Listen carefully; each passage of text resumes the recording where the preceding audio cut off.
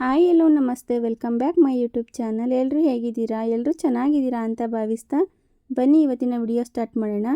ಅಣ್ಣನ ಚಾನಲ್ಗೆ ಇನ್ನೂ ಯಾರೆಲ್ಲ ಸಬ್ಸ್ಕ್ರೈಬ್ ಮಾಡ್ಕೊಳ್ಳದೆ ವಿಡಿಯೋ ನೋಡ್ತಿದ್ದೀರೋ ಪ್ಲೀಸ್ ಸಬ್ಸ್ಕ್ರೈಬ್ ಮಾಡಿಕೊಂಡು ವಿಡಿಯೋನ ನೋಡಿ.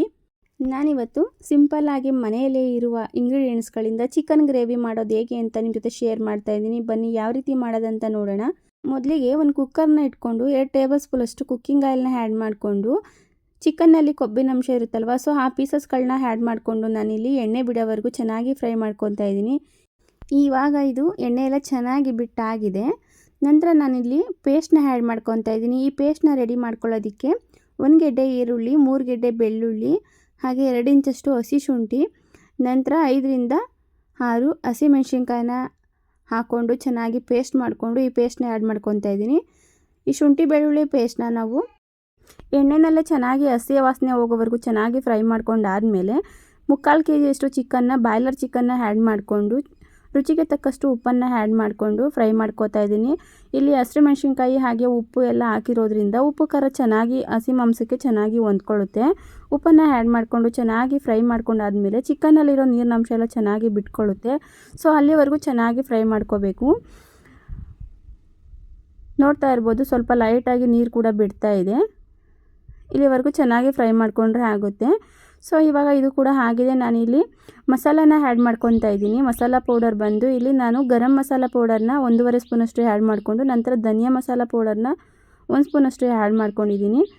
ನಂತರ ಇಲ್ಲಿ ನಾನು ರುಬ್ಬಿರೋವಂಥ ಮಸಾಲನ್ನ ಆ್ಯಡ್ ಮಾಡ್ಕೊತಾ ಇದ್ದೀನಿ. ಈ ಮಸಾಲಾಗೆ ಸ್ವಲ್ಪ ತೆಂಗಿನಕಾಯಿ ತುರಿ ಹಾಗೂ ಕೊತ್ತಂಬರಿ ಮತ್ತು ಪುದೀನನ ಆ್ಯಡ್ ಮಾಡಿಕೊಂಡು ನುಣ್ಣಗೆ ರುಬ್ಕೊಂಡಿರೋವಂಥ ಮಸಾಲನ್ನ ಆ್ಯಡ್ ಮಾಡಿಕೊಂಡು ಚೆನ್ನಾಗಿ ಒಂದು ಮಿಕ್ಸ್ ಕೊಟ್ಟು ಹಸಿ ವಾಸನೆ ಹೋಗೋವರೆಗೂ ಚೆನ್ನಾಗಿ ಫ್ರೈ ಮಾಡ್ಕೋಬೇಕು. ನೋಡಿ, ಈ ಥರ ಚೆನ್ನಾಗಿ ಹಸಿ ವಾಸನೆ ಹೋಗೋವರೆಗೂ ಮಸಾಲಾನ ಒಂದು 2 ನಿಮಿಷನಾದ್ರೂ ಚೆನ್ನಾಗಿ ಹುರ್ಕೊಳ್ಳಿ. ಇದು ಕೂಡ ಇವಾಗ ಆಗಿದೆ. ನಾನಿಲ್ಲಿ ಜಾರ್ಗೆ ಸ್ವಲ್ಪ ನೀರನ್ನು ಆ್ಯಡ್ ಮಾಡಿಕೊಂಡು ಜಾರಲ್ಲಿರೋವಂಥ ಉಳಿದಿರೋವಂಥ ಮಸಾಲೆಗೆ ನೀರನ್ನ ಆ್ಯಡ್ ಮಾಡಿಕೊಂಡು ಮಿಕ್ಸ್ ಮಾಡ್ಕೊತಾ ಇದ್ದೀನಿ. ನಮಗೆ ಗ್ರೇವಿ ಯಾವ ಕನ್ಸಿಸ್ಟೆನ್ಸಿಗೆ ಬೇಕು ನೋಡಿಕೊಂಡು ಸ್ವಲ್ಪ ನೀರನ್ನು ಆ್ಯಡ್ ಮಾಡ್ಕೊಳ್ಳಿ. ನಾನಿಲ್ಲಿ ಸ್ವಲ್ಪ ನೀರನ್ನ ಆ್ಯಡ್ ಮಾಡಿಕೊಂಡು ಚೆನ್ನಾಗಿ ಮಿಕ್ಸ್ ಮಾಡ್ಕೊತಾ ಇದ್ದೀನಿ. ನೋಡಿಕೊಂಡು ನೀರನ್ನು ಸ್ವಲ್ಪ ತೆಳು ಬೇಕಾ ಆದಷ್ಟು ಗಟ್ಟಿ ಬೇಕಾ ನೋಡಿಕೊಂಡು ನೀರನ್ನ ಆ್ಯಡ್ ಮಾಡ್ಕೊಳ್ಬೇಕಾಗುತ್ತೆ.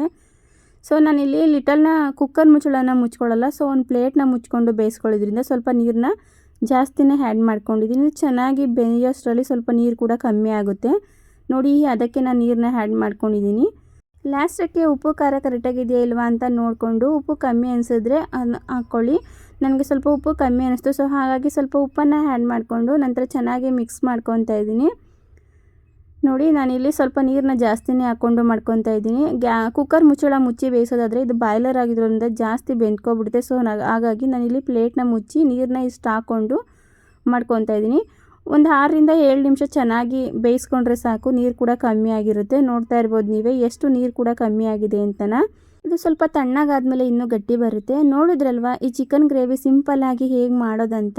ಈ ಚಿಕನ್ ಗ್ರೇವಿ ನಿಮಗೆ ಇಷ್ಟ ಆಗಿದೆ ಅಂತ ಭಾವಿಸ್ತೀನಿ. ಪ್ಲೀಸ್ ಇಷ್ಟ ಆಗಿದ್ರೆ ವಿಡಿಯೋಗೆ ಲೈಕ್ ಕೊಡೋದನ್ನು ಮರಿಬೇಡಿ. ಆದಷ್ಟು ವಿಡಿಯೋನ ಶೇರ್ ಮಾಡಿ. ಆ್ಯಂಡ್ ನನ್ನ ಚಾನಲ್ಗೆ ಇನ್ನೂ ಯಾರೆಲ್ಲ ಸಬ್ಸ್ಕ್ರೈಬ್ ಆಗದೆ ವಿಡಿಯೋ ನೋಡ್ತಾ ಇದ್ದೀರೋ ಪ್ಲೀಸ್ ಸಬ್ಸ್ಕ್ರೈಬ್ ಮಾಡಿಕೊಂಡು ವಿಡಿಯೋನ ಪೂರ್ತಿ ನೋಡಿ. Thank you for watching.